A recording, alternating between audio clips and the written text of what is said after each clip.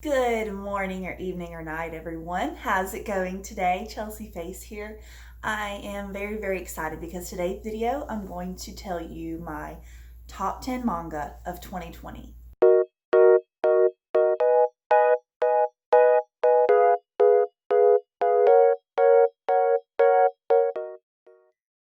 This list could mean that the manga is completed or that it is in print right now.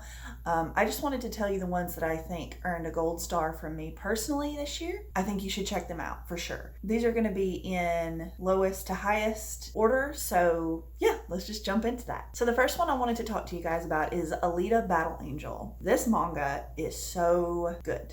It's number 2 on the list because I think there are only 9 of those deluxe editions, but there's been so many different reiterations of this series. It's older. I'm not quite sure if it was from the 70s or the 80s, but if I can find the year, I'll put it right here on the screen as well.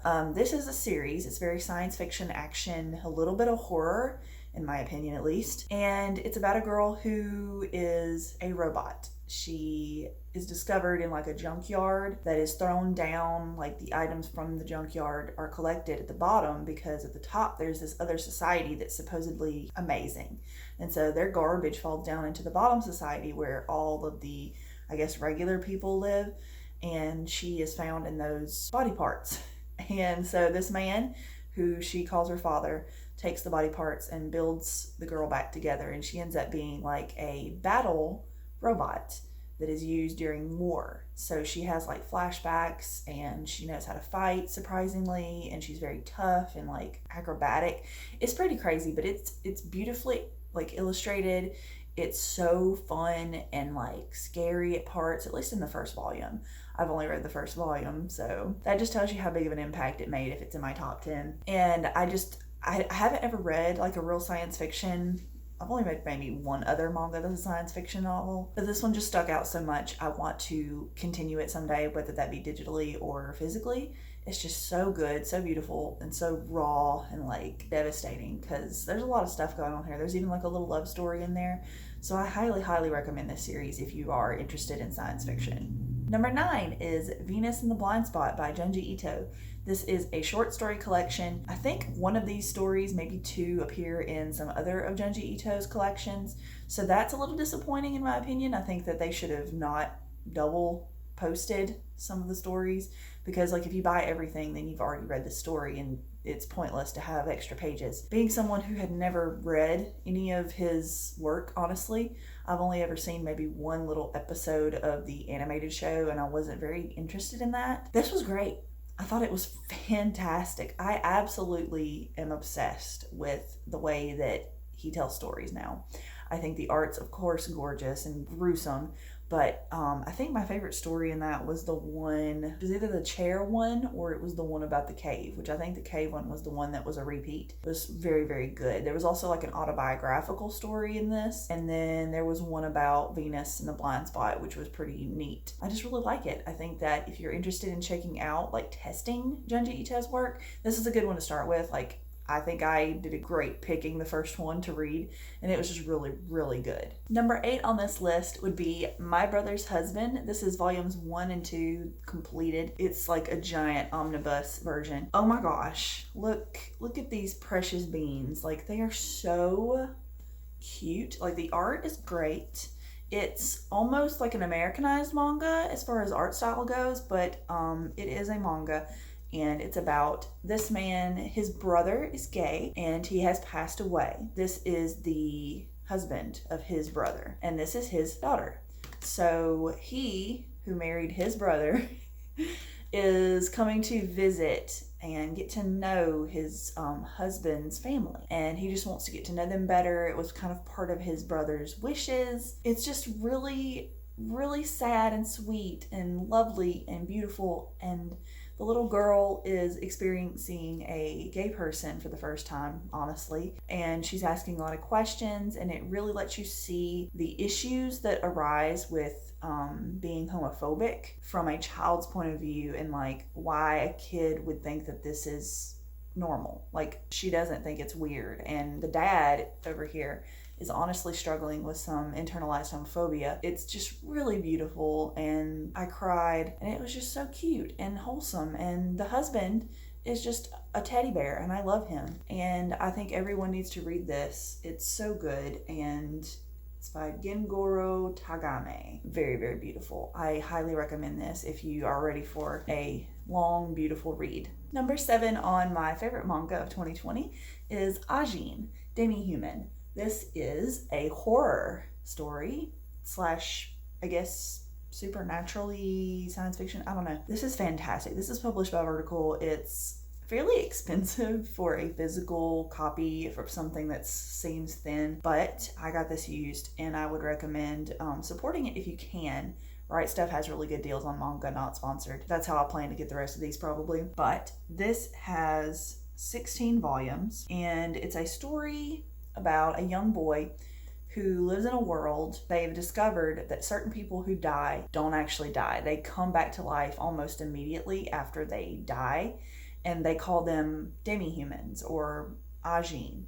And society is just they're so new to society that they fear them immensely. Like, they are taken into custody by the government, and they are tested on and shot and killed and murdered and tortured over and over again, just so they can study them. We have this main character who figures out that he is a demi-human, and he is running from the authorities, trying to escape, because because he died very publicly, once they figure out that you're a demi-human, they have to catch you. And other countries are also trying to catch him so that they can do their test, because every country is just like, what is this? It's crazy. Like, it's so morbid, so gross and awful, and it just shows you the awfulness that humanity has. Like, regular people just go about their daily lives, but these demi-humans see the horror that is being tortured forever, and they don't think they can die. And they're trying to figure out, can demi-humans die, or are they just literally going to be tortured forever? And it lets you see, like, are humans worth it? Like, are we good people, or are we, like, worse than these monsters, And it's just so good. I can't wait to see how the end of this series goes, because I watched the anime on Netflix a couple years ago, and it was really good, and I don't remember the ending, honestly. So I hope that this is a little more wrapped up. Maybe it'll stick in my mind more once I finish it. But it's really good. I think everyone should check this out if you can handle a lot of triggers, because this has some, like, really deep, dark stuff. Like, anything dark, like, there's a scene where a girl was obviously gonna be raped. So if you can handle stuff like that, this is great. You don't actually see that, but it is very heavily implied. Highly, highly recommend this. Number 6 on my favorite manga would be Demon Slayer. I'm just going to hold up the first one just so it's easier. But this is a Viz Media published Kimetsu no Yaiba. So good. It is one of the best series that is ongoing. Like, the anime is ongoing right now. The manga is completed as far as I know. It's only 23 volumes only. It's a fairly long one, but I plan on collecting it physically. There are very few long series that I plan to collect because space on my shelves. I do recommend this one because this is something that is very nostalgic to me, even though I've never read it. I come from a time when anime was very feudal Japan, very humans and demons living together and sometimes fighting and sometimes getting along and, like, having families. Like, all of the anime that came out during that time for me was very old style anime and 90s 2000s, like, just amazing, culturally ridden, just fun. And this is new, and it feels just like that. So this feels like old school anime that is everything I could ever want. The writing is fantastic. The characters are... Tanjiro right here is one of my favorite anime characters, and I always do not like the main character. Like, that's usually not a character that I identify with or, like, really care about. But in this one, he is a precious being, and we must take care of him. And if you do not agree, you're wrong. And then he has his sister here, Nezuko. So Tanjiro has this big family in the mountains, I think. And he has to go into town, which is like a big hike, to get supplies and deliver stuff that they sell to the townspeople, and then he brings the money and the stuff back and provides for his family. He's a child. I think that his dad is dead or is off somewhere. I can't remember that quite. I'll have to reread this. All is there is his mother and his sisters and his brothers and stuff, like everyone else in his family. And one day he goes to town, does something for his family in the snow. He comes back and his entire family is murdered. That's not a spoiler. It happens at the very, very beginning. They're slaughtered and he is distraught, obviously, but he figures out that his sister Nezuko is the only one that survived, and she's barely alive, but she's been turned into a demon. And in this world, when a demon attacks you and doesn't kill you, they turn you into a demon, kind of like vampirism. He menangles this situation, and there's a lot of drama and stuff that I don't want to spoil. And she ends up traveling with him, and he's trying to figure out a way to turn her back because he's heard that there's a way to do it, or he thinks there might be a way. So he's going to try everything he can to turn her back into a human. So he's killing demons while escorting a demon, and it's just gorgeous. Like, the art is fantastic. The story's so good. It'll make you cry. It's got so many fun characters, and I cannot wait to continue this series. It's so good. Number 5 on my list, sorry my voice is going out for some reason, is Bleach. My husband would probably be shocked to hear me say this, but Bleach manga, this is an older series from, I think, like early 2000s. This is a series that he is obsessed with. This is his brand is Bleach. He loves this manga and anime so much, and I wanted to try it out. I see him talk about it and just rave about it, and he gets so excited about every little bit of news that comes out because they are doing the final arc of this entire manga animated. So he's just excited as hell to watch that when it comes out. And so we're watching the anime together, and I wanted to read the manga. I've got these 3-volume collections because it is a very long series. I think it's like 70 something volumes, like 74 maybe. Yeah, 74. I've got it written down. I've only read the first 3 omnibuses. It's so good, y'all. Like, the art is fantastic. I think I like the art better than the anime. Overall, I do recommend the manga to the anime if you're trying to pick and choose between one, so you don't have to do both. The manga is short and sweet, and it cuts out all the filler, of course, because the time that the anime was made, they were doing it as it was being published on the internet and TV, so they had to kind of rush it, and the art isn't great. The voice acting, there's so many characters, some of them are going to be bad, but it is a good story, and some of the filler's fun. But if you don't want filler, I recommend the manga. So good, so action-packed, and it's a story about this guy here named Ichigo Kurosaki, who is just like a 15 or 16-year-old at the beginning of the story, and he does grow up eventually. And he finds out that he is a soul reaper, and he travels with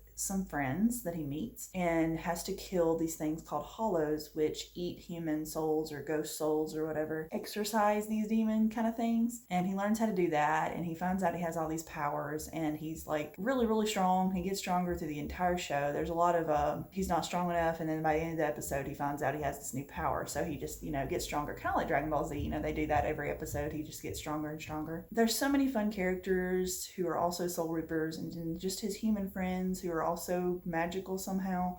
There's a love story in here that is very slow burn. I mean, like real slow burn. I'm on episode almost 300, and it ain't much happened yet.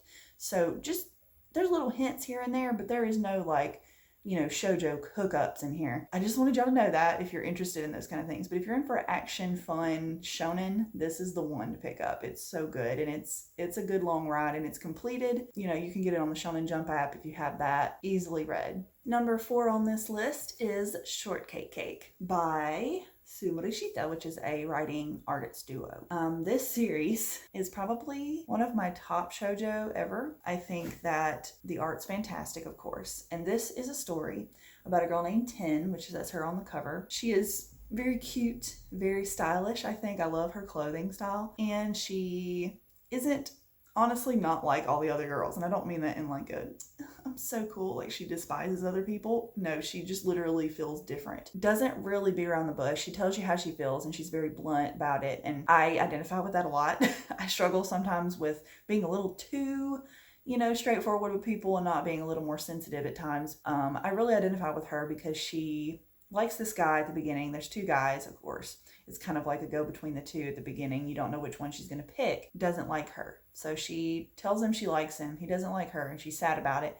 But then this other guy tells her that he likes her. And then she's like, I don't like you. So it's like no one's happy in the end here. And eventually she ends up falling for someone and finds out that they actually have like a really dark, deep, awful past. And she's trying to help them with her other friend. And it's just really sweet. She lives in a boarding house. It's just so cute, and lots of funny little shenanigans happen. And I just can't recommend this enough. It's just so cute, but it's very, soft and subtle. It's not going to be, actiony, or so far the darkness in it isn't even that dark. It's just really sad. I really like it. And the art is gorgeous. Like the covers are all this really pretty color combination. A lot of them get really pastel towards the end. We're on volume 10 has been published recently, and 11 is about to come out in February. I've already pre-ordered it. I don't pre-order manga very often, but I have this one if that tells you anything. And it's by Viz Media.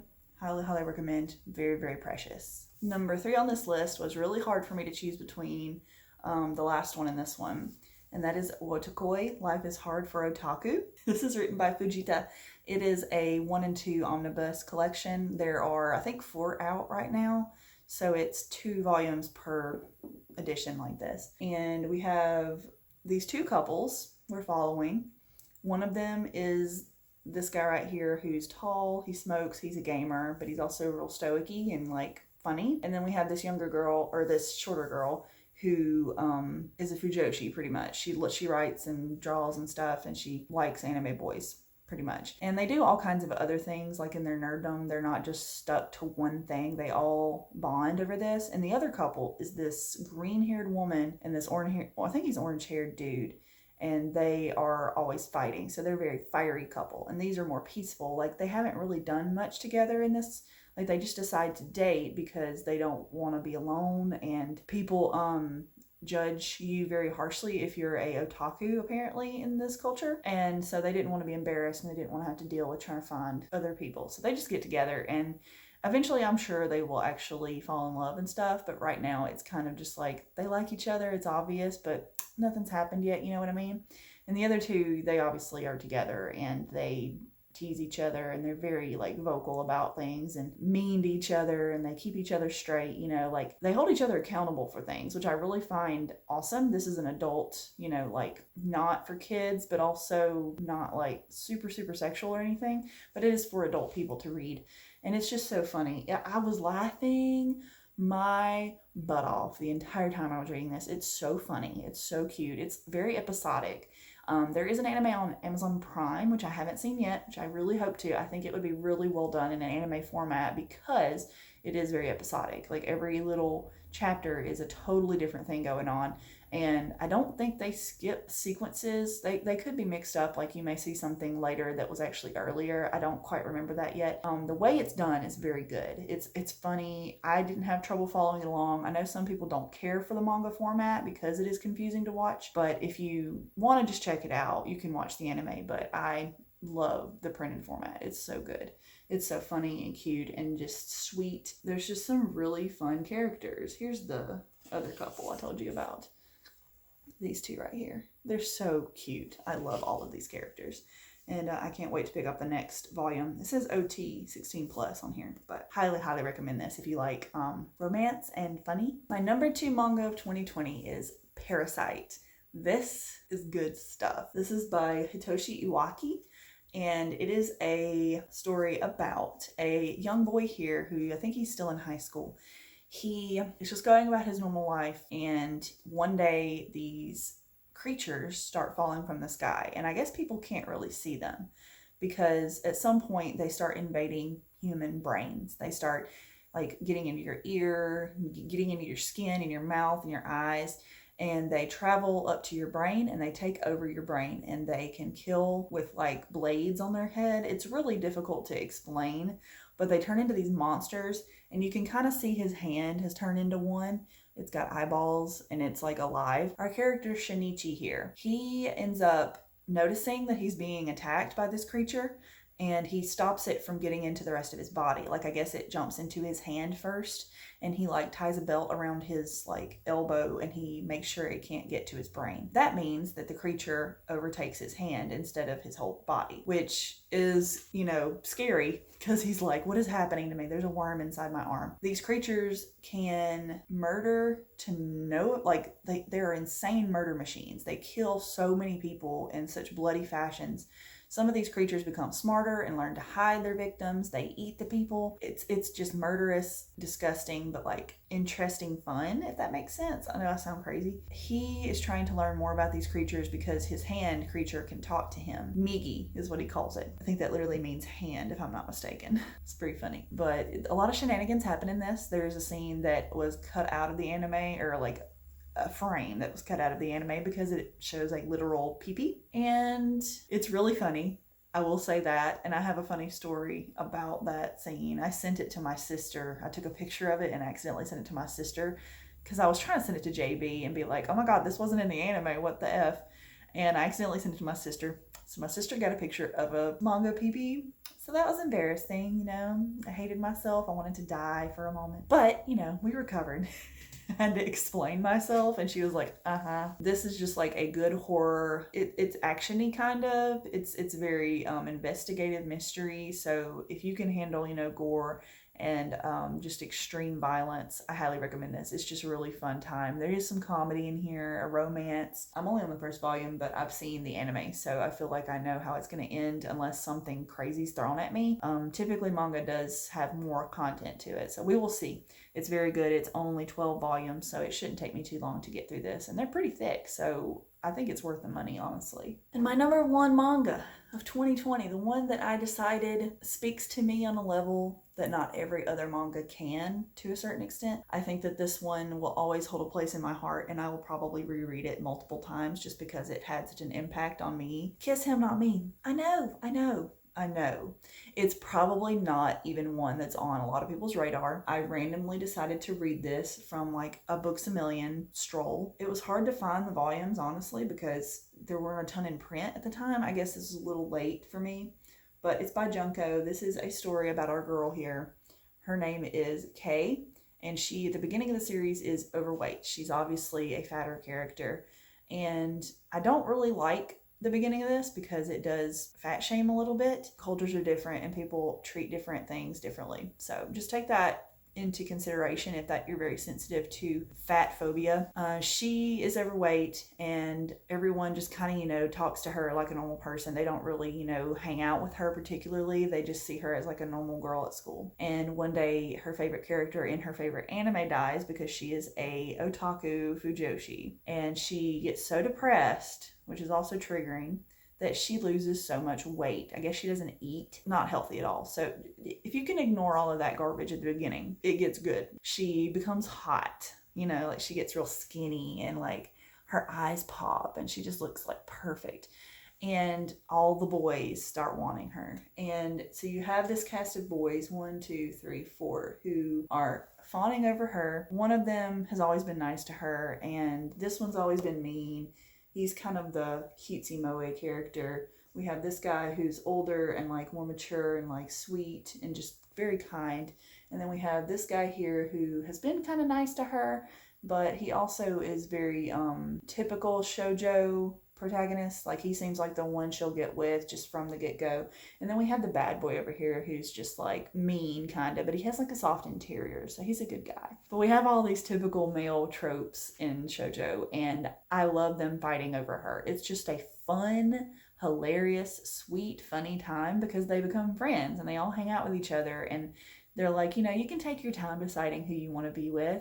And she's like, I don't even know if I want to be with any of you. Like she just really likes boys being with boys from her anime and manga that she watches. She ships all these characters together. It's just so cute. I think that I got so many like blushy moments and like laughing and just having a good time reading this. But I will say, I think volume like 11 or 12 or something, there's one of the volumes that I rated really low on Goodreads because Kay makes such a terrible decision that it almost feels like why did the author write this? Like, it didn't feel like something she would do. Even in her worst moments, I did not like it. A lot of people stopped reading at that point because it was just so jarring of what she did, and it was so mean and so awful.